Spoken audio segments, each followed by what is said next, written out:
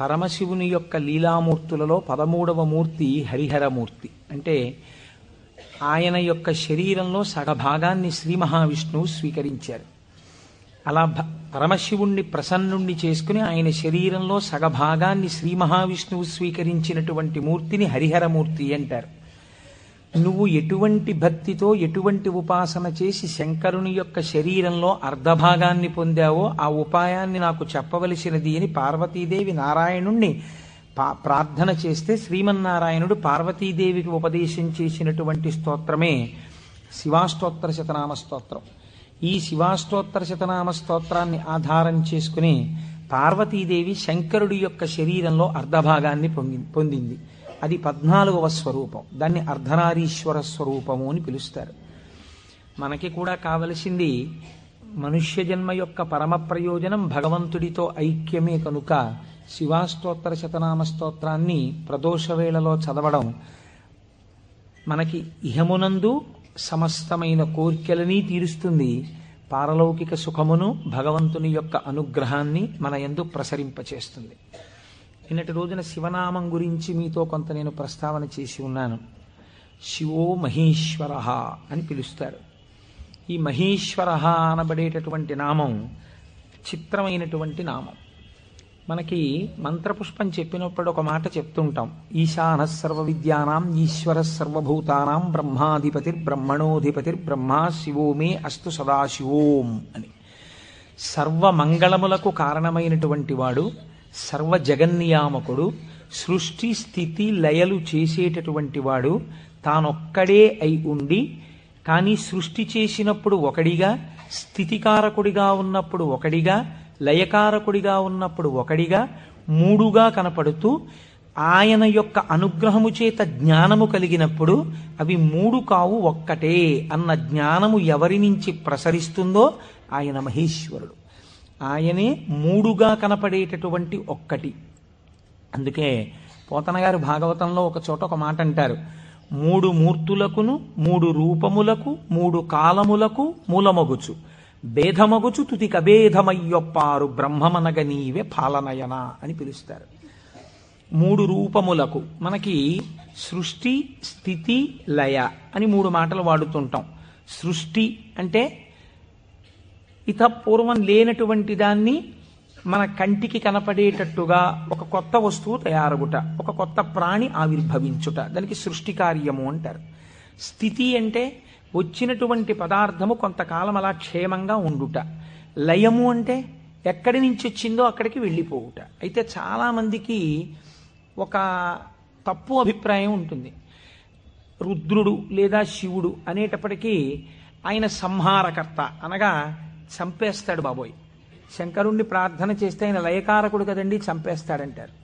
కాదు, అన్ని వేళలా లయము అన్న శబ్దానికి అర్థం కేవలం చంపేయడం కాదు. ఆయన చాలా ఉదారుడై ఉంటాడు. మీకు నేను కొన్ని ఉదాహరణలు చూపిస్తాను.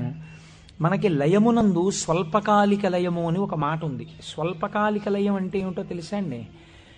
నేను ఆఫీస్కి వెళ్ళాననుకోండి, నా ప్రయోజనం ఏమిటి? ఆఫీస్కి వెళ్ళడం దేని గురించి అంటే నా ఇంట్లో ఉన్న భార్యాబిడ్డలు క్షేమంగా సంతోషంగా ఆనందంగా ఉండేటట్టుగా వాళ్ళకి కావలసినటువంటి ద్రవ్యమును సంపాదించడానికి ఆఫీస్కి వెడతాను. ఆఫీస్ ఎంత బాగున్నా నేను ఆఫీస్లో ఉండిపోను. ఆఫీస్కి వెళ్ళడం ఎందుకంటే ఇంటికి వచ్చేయడానికి తప్ప.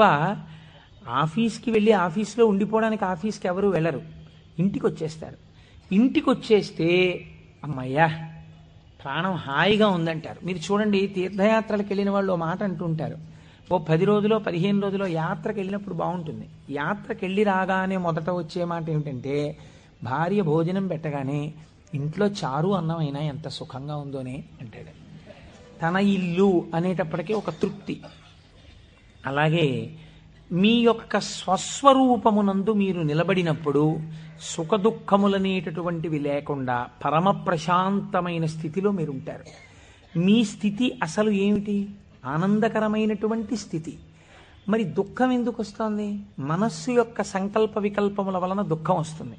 ఆ మనస్సు సుషుప్తిలో ఆత్మలోకి చేరిపోయింది అనుకోండి, ఏమీ తెలియని స్థితిలో, అది అజ్ఞానం అంటే మనం తెలుసుకోలేం. కానీ మీరు బాగా గాఢ నిద్ర పట్టినప్పుడు ఎలా ఉంది అన్నారనుకోండి, ఎవ్వడూ కూడా ఎంత దుఃఖంగా ఉందోనండి, అంత గాఢ నిద్ర పట్టింది, ఎంత ఏడుపు వచ్చిందో ఆ గాఢ నిద్రలో అన్నవాడు మీకు ప్రపంచంలో ఉండడు. ఎంత హాయిగా నిద్ర పట్టిందో అంటాడు. ఏమిటా హాయి? మనస్సు లేకపోవడమే హాయి. మనస్సు ఆత్మలోకి వెళ్ళిపోయింది. అలా వెళ్ళిపోయి ఆత్మగా ఉండిపోతే ఎంత సంతోషమో, ఎంత హాయో, ఎంత ఆనందమో. ఈ బాహ్యమును గురించినటువంటి ఎరుక అంతా ఆగిపోతుంది. ఆగిపోయినప్పుడు గొప్ప ఆనందాన్ని పొందుతాడు. ఇలా ఆనందాన్ని పొందినటువంటి స్వరూపము ఏది ఉన్నదో ఆ ఆనందమే శంకరుడు, ఆ ఆనందమే పరమశివుడు. ఆయన ఈ నిద్ర పోయినప్పుడు దీనిని స్వల్పకాలిక లయము అని పిలుస్తారు. నిద్ర పట్టలేదనుకోండి, అంతకన్నా భయంకరమైన స్థితి ప్రపంచంలో ఇంకోటి ఉండదు, అంతకన్నా దుఃఖం కూడా ఇంకోటి ఉండదు. ఒక్కరోజు రాత్రి 1 గంట వరకు నిద్ర పట్టలేదనుకోండి, పిచ్చెక్కినట్టుంటుంది, ఏం చెయ్యాలో అర్థం కాక. ఏదో అలవాటు ఉన్నవాడైతే పుస్తకం తీసుకాసేపు చదువుకుంటే వేరు మాట అనుకోండి. నిద్ర ఎవరు ఇస్తున్నారు? నిద్రని భగవంతుడు మీరు అర్థించకుండా, మీరు ఏ ప్రయత్నమూ చెయ్యకుండా తిరిగి తిరిగి తిరిగి తిరిగి విషయ సుఖాలలో మీరు మగ్నమై ఇంద్రియములన్నీ అలిసిపోయి మనస్సు అలిసిపోతే ఈ శరీరాన్ని తీసుకెళ్లి ఓ మంచం మీదో, పరుపు మీదో, నేల మీదో, చాప మీదో, బొంత మీదో పడుకోబెట్టేస్తే ఆయన చక్కగా ఇంద్రియాల్లో ఉన్న శక్తినంతటినీ తీసి మనస్సులో పెట్టేస్తాడు. కళ్ళల్లో ఉన్న శక్తి వెనక్కి తీసి మనస్సులో పెడతాడు. కళ్ళు తెరిచి ఉంటాయి కానీ చూడడు. ఒక్కొక్కడు కళ్ళు తెరిచి నిద్రపోతాడు, లేకపోతే సగం తెరిచి నిద్రపోతాడు, కానీ ఏం చూడలేడు. ఎందుకంటే శక్తి వెనక్కి వెళ్ళిపోయింది. చెవు దగ్గరికి వెళ్ళి మాట్లాడినా వినపడదు. ఎందుచేత? ఆ చెవికి వినపడే శక్తి మనస్సులోకి వెళ్ళిపోయింది. ఇంద్రియాలలో ఉన్న శక్తి మనస్సులోకి, మనస్సు ఆత్మలోకి వెళ్ళిపోతుంది. ఈ గాఢమైనటువంటి సుషుప్తి అనబడేటటువంటి నిద్రలో ఈశ్వరుడు మనకు ఒక గొప్ప ప్రయోజనాన్ని చేకూరుస్తాడు. దీన్నే స్వల్పకాలిక లయము అంటారు. మనం ఛార్జింగ్ లైట్ని కరెంటుతో ఛార్జ్ చేసినట్టు ఈ మనస్సు ఇంద్రియముల యొక్క శక్తి తీసుకుని ఆత్మలోకి వెళ్ళి కూర్చుంటుంది. కూర్చున్నప్పుడు ఈ ఆత్మ మళ్ళీ మనస్సుకి ఇంద్రియములకు కావలసినటువంటి బలాన్ని ఇస్తుంది. తెల్లవారి నిద్ర లేవగానే మనస్సు మేల్కొంటుంది. మేల్కొనడం అంటే ఆత్మ నుంచి విడివడుతుంది. అసలు యథార్థమునకు సృష్టి, స్థితి, లయ అన్నవి ఎక్కడ దర్శనం చేయాలో తెలుసా అండి? మీరు ఇక్కడే దర్శనం చెయ్యాలి. అది మహేశ్వర స్వరూప దర్శనం అవుతుంది. మీకు ఎలా దర్శనం చెయ్యాలి? మీకు నిద్ర లేవగానే మొట్టమొదటి ఆలోచన అయితే వచ్చిందో దానికి మీరు సాక్షిగా ఉన్నారనుకోండి. తెలివి రాగానే నాకు మొదట ఏం ఆలోచన వచ్చింది అంటే ఆలోచన మనస్సు యొక్క స్వరూపం. అది ఏం ఆలోచించిందని మీరు ఆలోచనని పసిగట్టి వేరుగా ఉండడం మీరు ఆత్మగా ఉండడం. ఆత్మగా ఉండి మీరు మొదటి ఆలోచనని చూశారనుకోండి, దాని ఆలోచనల్ని చూడడం మీకు అలవాటు అవుతుంది. ఇది సృష్టి, చతుర్ముఖ బ్రహ్మ దర్శనం. కాబట్టి బ్రహ్మగారికి పూజ లేదు. ఎందుకనంటే ఆ సంకల్ప దర్శనము చేత మాత్రమే మీరు బ్రహ్మదర్శనం చేసేస్తారు. సృష్టి ప్రారంభమైంది అంటే మీ మనస్సు బయటికి వచ్చింది.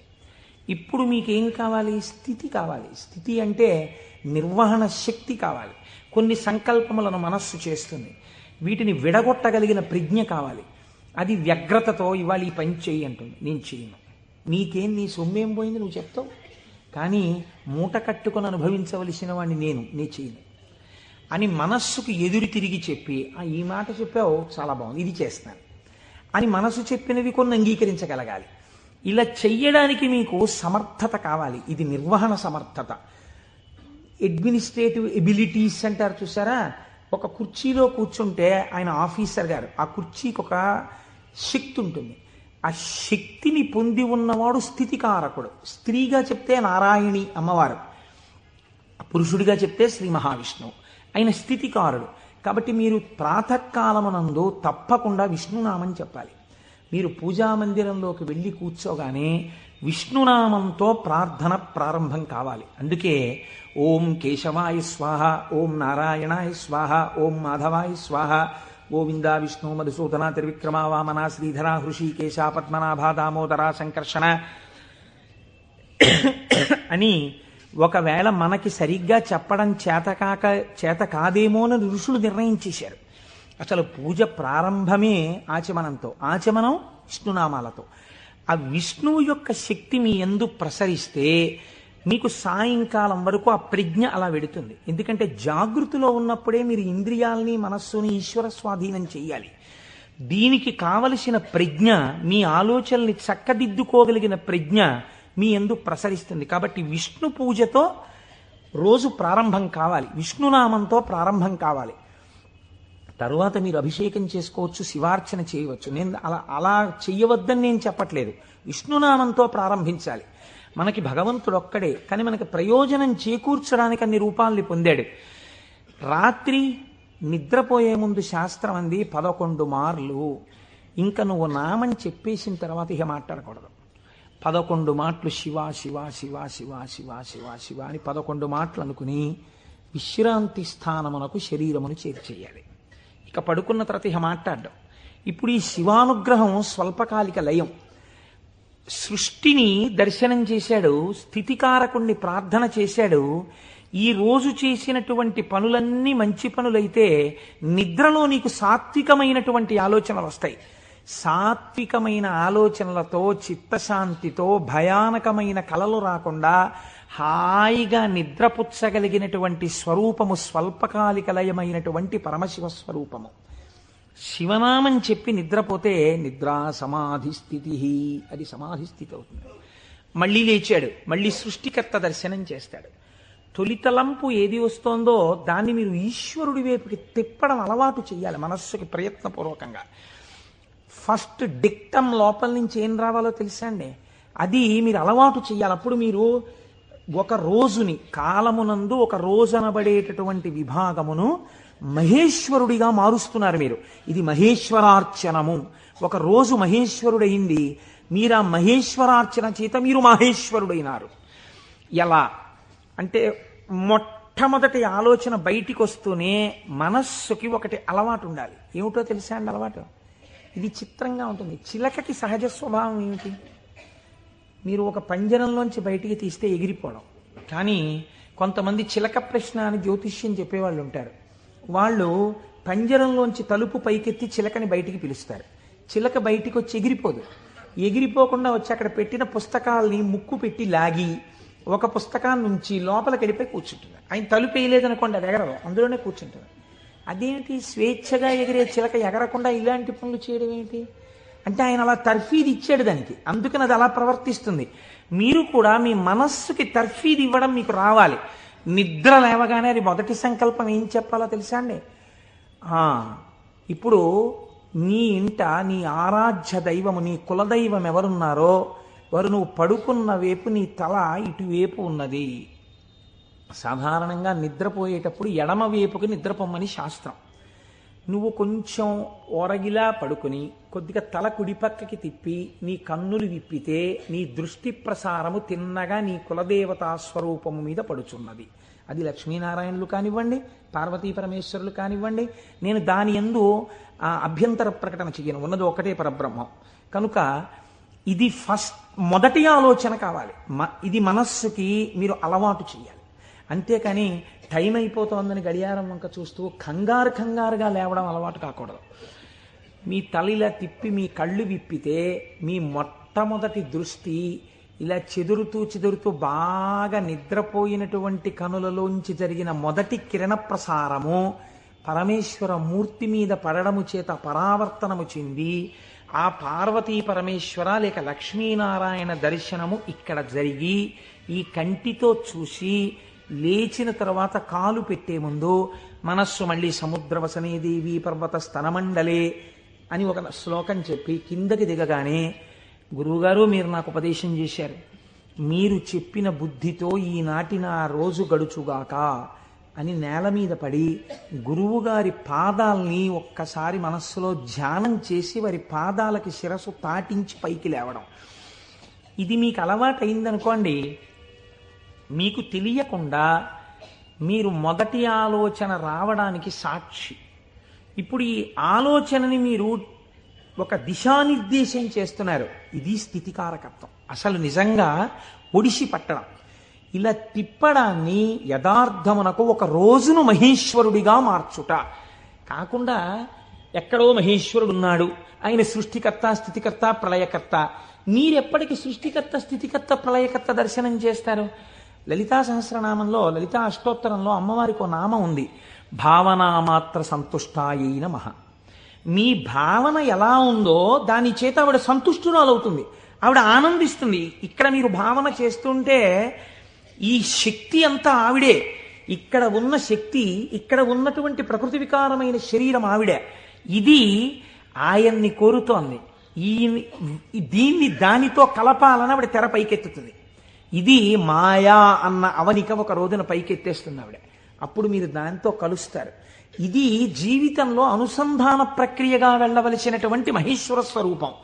అంతేకాని మహేశ్వర స్వరూపం అనగా ఏదో దేవతలందరి చేత పూజింపబడువాడు, నేను దాన్ని దోషం అంటలేదు, నేను తప్పంటలేదు. కానీ మీరు అలా అనుసంధానం చేసుకుంటే అది భక్తికి బాగా పనికొస్తుంది. అందులో నేను ఎంత మాత్రము దోషమెంచను. కానీ మీకు ఇది నిత్య జీవితమునందు అలవాటులోకి తెచ్చుకోవలసినటువంటి ప్రక్రియ. మీరు ఇలా దర్శనం చేస్తూ వెళుతున్నారనుకోండి, మీ లయ పరమశివుడు. మీరు ఇప్పటిదాకా ఎవరితో కలిసి ఉన్నారు అని అడిగారనుకోండి, నిద్ర లేవగానే మీరు ధైర్యంగా చెప్పగలగాలి, నేను ఇప్పటి వరకు కైలాసమునందు పార్వతీ పరమేశ్వరులతో కలిసి ఉన్నాను. అది నా నిద్ర. ఎందుచేత? నా నిద్రని నేను అలా స్వీకరించాను పడుకోబోయే ముందు. నేను లేచినప్పుడు నేను చతుర్ముఖ బ్రహ్మ దర్శనము చేత సృష్టికర్త దర్శనమే నా యొక్క మేల్కొనుట. నా పూజామందిర ప్రవేశము స్థితికర్త యొక్క ప్రార్థన. నా నిన్నటి రోజు సృష్టికర్త, స్థితికర్త, ప్రళయకర్తల యొక్క సమాహారము, మహేశ్వర స్వరూపముగా నా చేత ఉపాసన చేయబడిన కాలము. కనుక నేనెవరినయ్యాను? మహేశ్వరోపాసన చేత నేను ఒక మహేశ్వరుడనైనాను. ఇది మీ జీవితమునందు రావలసిన ప్రక్రియ. ఇలా చెయ్యగా చెయ్యగా చెయ్యగా చెయ్యగా భ్రమరకీటక న్యాయంలో ఒకనాడు మీరు ఆ స్వరూపాన్ని పొందుతారు. ఇలా కాకుండా వేరొక రకమైనటువంటి ఆలోచనతో జీవితం వెళ్ళిందనుకోండి, వ్యగ్రతతో, అసలు మీరు ఆత్మలోంచి విడిపడడంలో మీకు కృతజ్ఞతాభావం లేదు. ఆ నిద్ర పట్టింది, లేవడం దేనికోసం? న్యూస్ పేపర్ కోసం. న్యూస్ పేపర్ తీస్తే ఏముంటుంది? న్యూస్ పేపర్కి ఎప్పుడు ఏం కావాలంటే మళ్ళీ రేపు కూడా మీరు 3 రూపాయలు ఇచ్చి కొనుక్కోవడానికి తగినటువంటి ఉద్వేగమును మీ యందు కల్పింపగలిగినటువంటి ప్రధానమైన వార్తని హెడ్లైన్స్గా వెయ్యాలి. అది పేపర్ టెక్నిక్. అంతేగాని మీ మనస్సుకి ఉల్లాసమును కల్పించేటటువంటి ఒక సాత్వికమైన విషయాన్ని తీసుకొచ్చి హెడ్లైన్స్గా వాళ్ళు ఎందుకు వేస్తారు? పేపర్ని కూడా మీరు దోషం పట్టకూడదు. అది వాళ్ళ యొక్క జీవన విధానం, అది పేపర్ యొక్క లక్షణం. అందరూ అలా కోరుకుంటున్నారు. కాబట్టి అందులో ఉద్వేగం ఉండి తీరుతుంది. ఉద్వేగము ఉండి తీరుతున్న విషయాన్ని నువ్వు ముందెళ్ళి పట్టేసుకుని పూజామందిరంలోకి వెళ్ళారనుకోండి, ఇప్పుడు మీ మనస్సు ఏమవుతుందంటే ఈ ఉద్వేగపూరితమైన విషయాన్ని మనస్సు పట్టుకుంది కాబట్టి దాన్ని పట్టుకు తిరుగుతుంటుంది. ఇక్కడ ఓం కేశవాయ స్వాహ, ఓం నారాయణాయ స్వాహ, ఓం మాధవాయ స్వాహ అంటుంటాడు. కానీ చూసా అక్కడ ఎలా అయిందో, ఎలా దెబ్బలాడుతున్నారు, ఏమిటో ఈ లోకం. ఇంకెందుకు పూజ అంటే పట్టుకోకూడని వస్తువును ముందు పట్టుకుని నువ్వు ప్రారంభం చేశావు. మనస్సు చించలమైంది. దానికి సాత్విక భావనతో ప్రారంభం చెయ్యాలి. పరమ సత్వగుణ ప్రధానుడై, స్థితికారకుడై మీ మనస్సుని ఆహ్లాదపూరితముగా ఉంచి ఈశ్వరాభిముఖం చేయగలిగిన శక్తి విష్ణు శక్తి. అందుకని విష్ణునామంతో రోజు ప్రారంభం కావాలి. కనుక ఇది మీరు నిత్య జీవితంలోకి మహేశ్వర స్వరూపాన్ని తెచ్చుకోవలసినటువంటి విధానం. ఇప్పుడు ఈ మహేశ్వరుడు మీరు మామూలుగా వాంగ్మయ రీత్యా చూసినప్పుడు ఈయన నియంత నియంత అన్న మాట నేను తేలికగా ఎందుకు వాడేశానో తెలుసా అండి? అది పౌరాణికమైన భాషలో వాడబడిన మాట కాదు. నువ్విలా ఎందుకు చేశావు అని వేరొకరు అడగలేనివాడు. ఈ ఈశ్వరుడు యొక్క స్థితి ఎలా ఉంటుందంటే, అసలు మీరు అలా అడగడానికి వస్తువును ఆయన మీకు దూరం చెయ్యాలి, మీ చేత ఏడిపించాలి. అది ఆయన తప్ప ఒప్ప? మీరు చేసిన పాపపుణ్యాలను ఆయన లెక్క రాసుకున్నాడు. నాకు వద్దు అంటే, నాకు దుఃఖం వద్దంటే చెయ్యకు పాపం. దుఃఖం వద్దనుకుంటే పాపం చెయ్యకు. ఈశ్వరుడు నీకు పుణ్యమే చేస్తే నీకు సుఖమే ఇవ్వడానికి ఆయన సిద్ధంగా ఉన్నాడు. నువ్వు బురదగుంటలో పడుకుని నాకు పన్నీటి వాసనలో కొట్టాలి నా శరీరం అంటే ఎందుకు కొడుతుంది? ఎలా కొడుతుంది?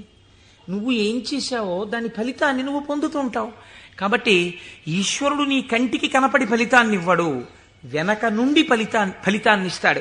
ఇదే పోతన గారు అంటారు, స్త్రీ పురుష నపుంసకమూర్తియును కాక తిర్యక అమర నరాది మూర్తియును కాక కర్మ గుణ భేద సరసత్ప్రకాశి కాక వినుకనన్నియుతానగు విభుతలంతు. ఆ వెనకనున్న పరమాత్మ ఉన్నాడే, నేను ఆయనకి నమస్కరిస్తున్నాను అన్నారు. ఇప్పుడు చూడండి, ఆ మహేశ్వర శబ్దం గురించి అన్నారు, త్వం ఈశ్వరాణం పరమం మహేశ్వరం తం దేవతానాం పరమంచ దైవతం. దేవతలందరూ కూడా ఎవరిని ప్రార్థన చేసి నమస్కరిస్తారో, సర్వ జగత్తుని ఎవడు నియమించి పోషించి రక్షించుతున్నాడో, ఎవడు దీనిని నిలబెడుతున్నాడో, ఎవడు తనలోకి తీసేసుకుంటున్నాడో వాడే మహేశ్వరుడు. వాడు సర్వజగన్నియామకుడు, వాడు పరబ్రహ్మమై ఉన్నాడు. ఇటువంటి పరబ్రహ్మము నీకెక్కడ దర్శనమవుతుంది అని అడిగారు. చూడవచ్చా? నాకు ఎప్పుడైనా ఇలాంటి వాడిని ఒకసారి చూడాలనిపించింది అంటే శాస్త్రం అంది, మహేశ్వర దర్శనము చెయ్యడానికి మహేశ్వర దర్శనము చెయ్యాలన్న తాపత్రయము నీకు కలగాలి అంది. ఇదొక చిత్రమైన మాట అండి. మీరు కొంచెం జాగ్రత్తగా ఆలోచించండి. ఒక మహాపురుషుడు ఒక ఆయన ఉన్నాడు ఈ లోకంలో. కృష్ణావధానుల గారని ఒక ఆయన ఉన్నారు. ఆయన ఒక మహాపురుషుడు. వేదం చదువుకోవడం కాదు, చదువుకున్న వేదాన్ని నిరంతరము అనుష్ఠానములోకి తెచ్చుకున్నవారు. అంతటి మహాపురుషుడు ఆయన. అలాగా అండి, అంటే ఏం చేస్తుంటారండి అంటే, 4 ఆవుల మధ్యలో తుఫాన్ వచ్చి పాక కొట్టుకుపోతే 10,000 రూపాయలు పట్టుకొచ్చి ఎవరో ఇస్తే శివాలయం కట్టడానికి విరాళం ఇచ్చేసి, శివుడికి ముందు గుడి కట్టండి తర్వాత నేను ఉంటాను లేండని ఆవుల మధ్యలో కాపరం చేసి బతికినవాడు. అంతటి మహానుభావుడు. తను నమ్ముకున్న వేదాన్ని నిరంతరము ఆచరణలో పెడతారు. వారు నా గృహప్రవేశానికి వచ్చారు. వస్తే ఆ రోజు నేను కొంచెం ఈ సంభారాలన్నీ పూర్తి చేసుకుని వేద పఠనం ఏర్పాటు చేసి నేను ఇంట్లోకి వెళ్ళేటప్పటికీ కించిత్ అసుర సంధ్య వేళయింది. నేను వెళ్ళేటప్పటికి వారు వెళ్ళిపోతున్నారు. అరేదే ఇదేంటి వెళ్ళిపోతున్నారు కృష్ణావధానులు గారు, అలా వెళ్ళిపోరే, ఈ కోటేశ్వరరావు మనం వచ్చేటప్పటికి లేడు, స్వాగతం చెప్పలేడని కోపగించుకుని వెళ్ళిపోయే మనిషి కారేవారు, ఎందుకు వెళ్ళిపోతున్నారు? ఓహో అసుర సంధ్య వేళ, సంధ్యావందనానికి ఎడుతూ ఉండాలి అనుకున్నాను. ఎవరినో పిలిచి కృష్ణావధానులు గారు ఎక్కడికి ఎడుతున్నారండి? వెంకటేశ్వర స్వామి గుళ్ళో కూర్చుని సంధ్యావందనం చేసుకోవడానికి ఎడుతున్నారు.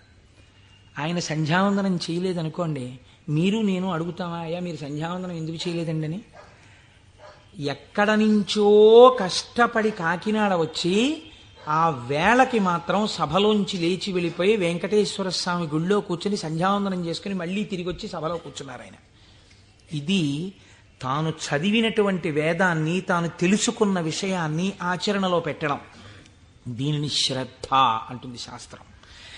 నీకు చెప్పడం కాదు, నీకు అనుష్ఠాన పర్యంతమునందున్నదా, దీనికి ఎవడో చూస్తాడని కాదు, ఈశ్వరుడు సర్వసాక్షి చూస్తున్నాడన్న బెరుకు నీకుంటే ఒకడు చూసి మెచ్చుకోవాలని నువ్వు చెయ్యవు. నీ చెయ్యడం నీ విధి అని నువ్వు చేస్తావు. ఇప్పుడు నువ్వు అటువంటి మహాపురుషుడు ఒకడు ఉన్నాడు, నువ్వు తెలుసుకున్నావు. ఇప్పుడు మీ మనస్సు ఏమవుతుంది?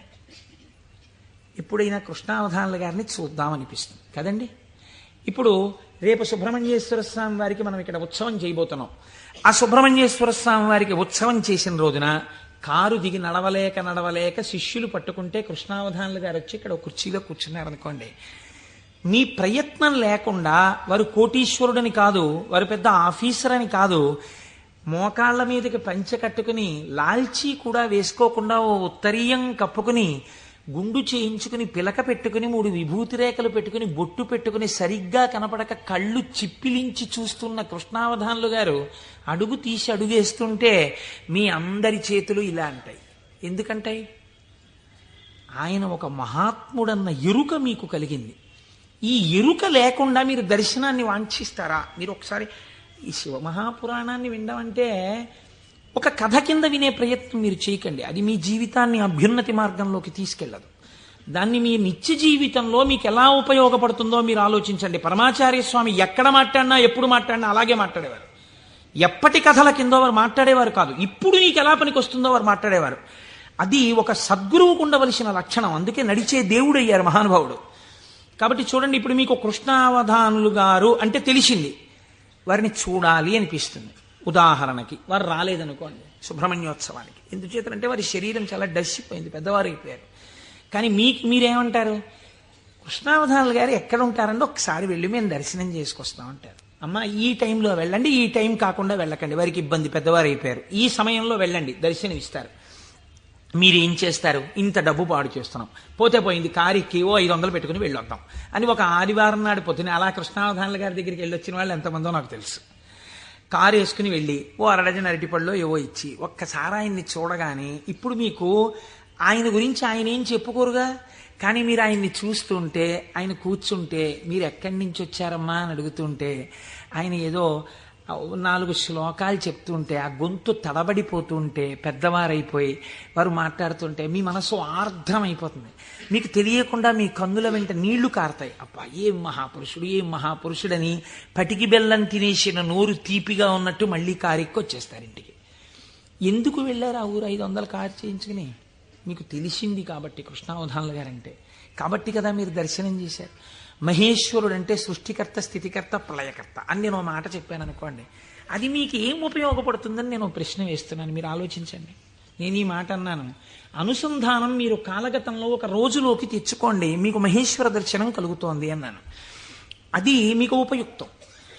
మీరు చూడండి, నేనంటాను మహేశ్వరుడెవరో చూడాలన్న ఉత్సాహం కృష్ణావధానులు గారు ఎవరో తెలుసుకుంటే కలిగినట్టు, ఈశ్వరుణ్ణి చూడాలన్న ఉత్సాహం మీకు ఇక్కడ కలగాలంటే మీరు ఏం చేస్తే కలగదండి. నేను ఒక్క ఉదాహరణ చెప్తాను. నేను పూజ చేసుకోవడానికి కూర్చున్నాను అనుకోండి, ఓ బంతి పువ్వు చేత్తో పట్టుకున్నాను అనుకోండి. బంతి పువ్వు అన్న మాట ఎందుకు వాడానంటే చాలా తేలిగ్గా దొరికే పువ్వు, ₹1 ఇస్తే ఇన్ని పూలు ఇస్తారు. ఓ బంతి పువ్వు ఇలా పట్టుకున్నాను అనుకోండి, మీరు ఎప్పుడైనా చూడండి పువ్వు పైన వాసన వస్తుంది. బంతి పువ్వు యొక్క కాడ తుంపండిలాగా మంచి సువాసన వస్తుంది, కాడ తుంపితే సువాసన వస్తుంది. ఈశ్వర ఏమి అమరిక, ఒక గొట్టం మీద ఇదే రంగు రేకులు ఇలా ఇలా ఇలా ఇలా ఇలా ఇంత మొగ్గని అందులో ఇన్ని దాచి అలా విచ్చుకునేటట్టు చేసి ఇంత అమరికగా ఇలా ఉండి వాటి మీద మళ్ళీ ఓ వరస, వాటి మీద ఓ వరస, వాటి మీద ఓ వరస, మధ్యలో ఓ 5, ఇంత అందంగా తయారు చేసిన శిల్పి ఎవడు? ఎక్కడున్నాడు శిల్పి? ఈ పువ్వు నేను పూజామందిరంలో భగవంతుడి పాదముల దగ్గర వేసి రేపిలా తీస్తే, కాడ పట్టుకుంటే ముందు రోజు పైకి లేచిన పువ్వు ఇవాళ కాడ పట్టుకుంటే ఇలా ఒరిగిపోయింది. ఈశ్వరుడి పాదాల మీద ఒరిగిపోవడం ఓ రోజంతా ఉండి నేర్చేసుకుని ఒరిగిపోతుంది. ఇప్పుడు అంత గుబాళింపు లేదు, అంత వాసన లేదు, ఆ రేకులన్నీ ఇలా ఒరిగిపోతున్నాయి. ఇంకొంచెం ముట్టుకుంటే దుర్గంధం వచ్చి చెమాయింపు వచ్చింది. ఎవరసలు దీన్ని ఇలా ఆ బంతి మొక్కలోంచి దీన్ని తెచ్చినవాడు, ఇంత విచ్చుకునేట్టు చేసినవాడు, ఇది ఇలా ఒడిలిపోయేట్టు చేసినవాడు ఎక్కడున్నాడు అని మీకు అనుమానం వచ్చింది అనుకోండి, అప్పుడు మీ పూజ ఆర్తితో ఉంటుంది. వాడే అటువంటి వాడై ఉన్నాడు. వాడు ఈ జగత్తునంతటినీ ఇలాగే సృష్టించి నిర్వహించి లయింపచేస్తున్నాడు. వాడే నా ఆరాధ్య దైవం, అడిగో పూజామందిరంలో అని మీరు ఓం నిధనపతయే నమః అని పువ్వేయండి. రమించిపోయింది మీ హృదయం. ఇది మహేశ్వర దర్శనము. కాబట్టి ఇప్పుడు ఈ ఉత్సుకత, చూడాలి చూడాలి చూడాలి ఈశ్వరుణ్ణి అన్న తాపత్రయం మీరు సృష్టి స్థితి లయానుసంధానము నిరంతర ప్రక్రియగా చెయ్యడంలో ఉంటుంది. ఈ చెయ్యడంగా ఉంటే ఈశ్వరుడు ఎవడు? ఇప్పుడు మీరు తెలుసుకున్నారనుకోండి మహేశ్వరుడు ఏం చేస్తుంటాడో, ఇది తెలుసుకోవడం వల్ల మీకు ఆనందం కలుగుతుంది. ఇప్పుడు ఆయన సర్వజ్ఞత, తృప్తి, అనాదిబోధ, స్వతంత్రత, నిత్యమలుప్త శక్తి, అనంత శక్తిశ్చ విభోర్విధిజ్ఞా షడాహురంగాని మహేశ్వరస్య అంది శాస్త్రం. ఆయన సర్వజ్ఞత. నేను ఇక్కడ కూర్చుని అనుకోండి, నేను ఈ సభలో జరుగుతున్న విషయాన్ని పసిగట్టగలను. అసలు అది కూడా ఒక్కొక్కసారి జరగదు. ఎందుచేత అంటే నేను ఒక్కొక్కసారి అడిగినటువంటి ప్రశ్న కొంతమందికి ఈయన నిజంగానే అడుగుతున్నాడా అనిపించవచ్చు. ఎందుచేత అంటే మీరు నిన్నను కోటేశ్వరారు నిన్న ఉపన్యాసానికి వచ్చాను, నిన్న మీరు వచ్చారా అంటే అదేమిటి మీ ఎదురుగుండానే కదండి కూర్చున్నాం అంటారు. నాకు స్ఫురణలోకి వెళ్ళదు. ఎందుకు వెళ్ళదు అంటే నేను ఒక విషయాన్ని ప్రతిపాదన చేస్తున్నప్పుడు నా మనస్సు అసలు ఆ విషయం మీద రమిస్తే కదా అది వాక్కులుగా బయటికి వచ్చేది. నా మనసే రమించలేదనుకోండి, నా మనస్సు లోపల దర్శనం చేయట్లేదనుకోండి, మీకు వాక్కులుగా ఎలా వస్తుంది నా నోటి నుంచి? నా మనస్సు అక్కడ ఉండిపోయినప్పుడు నా కన్నులు ఇలా తిరిగినా ఏవో కళ్ళంలోంచి మనసులోకి ఎడతాయి. కానీ ఇవన్నింటినీ మనసు పట్టుకుంటోందని మీరు అనుకుంటున్నారా? పట్టుకోవట్లేదు. ఎందుకనంటే ఆ మనసు వేరొక వస్తువును పట్టుకుని ఉంది. దానికోసం ఉపన్యాసం చెప్పడం, ఇంకో ప్రయోజనం కోసం కాదు. ఇలా కూర్చుంటే కాసేపు పట్టుకుంటుంది ఆ వస్తువునని. కాబట్టి ఇప్పుడు అది పట్టుకుని ఉంది, కాబట్టి ఇది పట్టుకోదు, ఇది వదిలిపెట్టేసింది. కాబట్టి కన్ను చూసినా మనస్సు పట్టుకోకుండా వదిలిపెడుతోంది. అలా మీకు నా యొక్క సర్వజ్ఞత యందు ఒక పరిధి ఉంది. నేను ఇక్కడే ఉన్నా నాకు కొన్ని తెలియవు. ఈశ్వరుడు అలా కాదు. మహేశ్వరుడంటే సమస్త ప్రాణుల యొక్క హృదయగతమైన అభిప్రాయములను కూడా తెలుసుకోగలడు. మీరు బాగా గుర్తుపెట్టుకోండి. మీరు చేస్తున్న పూజని చూసి నేను పూజ చేసుకుంటున్నాను అనుకోండి, ఉదాహరణ, వేరొకరి మీద ఎందుకు పెట్టాలి? నేను పరమ డాంబికంగా ఇన్ని పువ్వులు పెట్టుకుని ఓం నిధనపతయే నమః, ఓం నిధనపతాంతికాయ నమః, ఓం ఊర్ధ్వాయ నమః, ఓం ఊర్ధ్వలింగాయ నమః అన్న పూజామందిరంలో కూర్చుని పుష్పార్చన చేస్తున్నాను అనుకోండి. మీరు కోటేశ్వరరావు గారు ఉన్నారా అండి అని హాల్లోకి వచ్చి కూర్చున్నారనుకోండి. ఆహాహా, ఏం పూజ చేస్తున్నాడండి కోటేశ్వరరావు, నిజంగా ఏమి ఉచ్చారణ, ఏమి నామాలు చెప్తున్నాడు అని మీరు ఇక్కడ గబగబా సోఫాలో కూర్చున్న వారి కింద కూర్చుని కళ్ళు మూసేసుకుని, ఇప్పుడు ఆయన ఇలా పువ్వులు వేస్తుంటారు, ఇలా నామం చెప్తుంటారని మీకు ఆ నామాలు రాకపోయినా మనస్సులో ఇలా ఇలా మీ చెయ్యి అంటూ మీరు పువ్వులు వేసేస్తూ మీరు కూర్చున్నారు. అక్కడ పూజ చేస్తున్న నేను నామాలు నోటితో చెప్తున్నాను, కానీ నా మనస్సు రేపు ఉదయం నేను పెళ్లికి వెళ్ళాలి, ఈ పెళ్లికి వెళ్ళినప్పుడు మనం 10ంటికి ఆఫీస్కి వెళ్ళిపోగలమా, లేకపోతే 1 గంట పర్మిషన్ పెట్టి 11 గంటలకు వెళ్ళిపోగలమా, ఒకవేళ వాళ్ళు భోజనానికి ఉండిపోమ్మంటే దీన్ని వంట చేయమని చెప్పడమా, అక్కర్లేదులే భోజనానికి ఎడదామందామా, భోజనానికి ఎడదామంటే ఇది మీరు వచ్చి నన్ను తీసుకెడతారా ఆఫీస్కి అయితే అంటుందేమో. ఇప్పుడు ఎక్కడున్నాను నేను వాళ్ళ ఇంట్లో పెట్టే భోజనం దగ్గర ఉన్నాను. పైకి ఏం చేస్తున్నాను? ఓం నిధనపతయే నమః, ఓం నిధనపతాంతికాయ నమః. నా పూజ వింటున్నవాడు, హాల్లో కూర్చున్నవాడు ఏం చేస్తున్నాడు? ఆయన కోటేశ్వరారు ఎంత బాగా పూజ చేసుకుంటున్నారో అని తను వచ్చిన పని మర్చిపోయి తను రమించిపోయి ఇక్కడ ఈశ్వరుణ్ణి చూస్తాని పాదాల మీద బొడ్డు మల్లెలు వేసేస్తున్నాడు. ఇప్పుడు పూజ చేసిన ఫలితం ఈశ్వరుడు ఎవరికి వేస్తాడో తెలుసా అండి? హాల్లో కూర్చుని ఆయనకి వేస్తాడు. కోటేశ్వరరావుకి ఏం వేస్తాడో తెలుసా అండి? ఆయన పూజ చేసుకునేటట్టుగా గట్టిగా నామాలు చెప్పిన ఫలితం వేస్తాడు. చూసారా? ఇది సర్వజ్ఞత. ఇది మీకు దొరకదు. మీరేమంటారు? నేను బయటకు వస్తే కోటేశ్వరరావు పూజ చేసుకున్నారంటారు. హృదయగతమైన అభిప్రాయమును పట్టగలిగిన వాడు. అందుకే శివానందలహరిలో శంకరాచార్యుల వారు మాట అన్నారు, వటుర్వా గేహీవా ఇతిరపి జటీవా తదితరో నరోవా యక్కశ్చిద్భవతు భవకింతేన భవతి యదీయం హృత్పద్మం యది భవతధీనం పశుపతేహే తదీయస్త్వం శంభో భవసి భవభారంచ వహసి. నువ్వు వటువా మాకు చెప్పకు. నేను ఉపనయనం చేసుకున్న వటువునండి, ఏం కావాలి మాకైతే? నువ్వు సంధ్యావందనం చేస్తావా, గాయత్రి చేస్తావా చెప్పు. గేహీవా, నేను గృహస్థాశ్రమంలో ఉన్నాను, అయితే ఎవరికి గొప్ప? గేహీవా ఇతిరపి జటీవా తదితరో, అబ్బో మిగిలిన ఆశ్రమాలు ఏవైతే కానివ్వండి, మాకేమిటి గొప్ప? ఇవి కాదు. నీ మనస్సుని ఈశ్వరుడి పాదముల మీద పెట్టడం నీకొచ్చా? నీకొస్తే చెప్పు. ఈశ్వరుడు నీ వెంట పరిగెడుతున్నాడు. నీ మనస్సు అక్కడ పెట్టడానికి నువ్వు చేస్తున్నటువంటి పరిశ్రమకు పూజ అని పేరు. నీకు అది అలవాటు అవ్వడానికి పూజ చేస్తున్నావు. నువ్వు అది అలవాటు అయిపోతే ఎక్కడున్నా పూజ చేయగలవు. అంటే దాని అర్థం పూజ మానేయమని కాదు. కాబట్టి హృదయగతాభిప్రాయమును పట్టగలిగినటువంటి వాడు. ఇది సర్వజ్ఞత, స్వతంత్రత. ఇవి రెండు ముడిపడి ఉంటాయి ఈశ్వరుడితోటి. అన్నీ చూస్తుంటాడు. ఏకకాలమునందు సమస్త చరాచర జగత్తులో ఉన్నటువంటి ప్రాణుల యొక్క హృదయాంతర్గత భావములను తాను చూస్తాడు. చూసి ఆ భావముల యొక్క పరిపుష్టి చేత మోక్షాన్ని కూడా అనుగ్రహించేస్తాడు. మీకు పైకి దొరకదు. మీకు ఒక్క నాటికి పైకి చూస్తే దొరకదు. నేను మీకు దీనికి ఒక ఉదాహరణ చెప్తాను. మనం ఇవి వినటం చేతనే పరమశివుడు ప్రసన్నుడవుతాడు. పెరియ పురాణం అని మనకి నాయనార్ల చరిత్ర చెప్తుంది. అందులో శాక్య నాయనార్ అని ఒక నాయనార్. ఆయనకి గొప్ప శివభక్తి తత్పరుడు. కానీ ఆయన ఉన్నటువంటి రోజులు ఎటువంటివంటే శివుడి గురించి మాట్లాడడం కానీ, శివాన్న నామం చెప్పడం కానీ, శివార్చన చెయ్యడం కానీ కుదరనటువంటి భయంకరమైన పరిస్థితులలో ఆనాటి రోజులున్నాయి.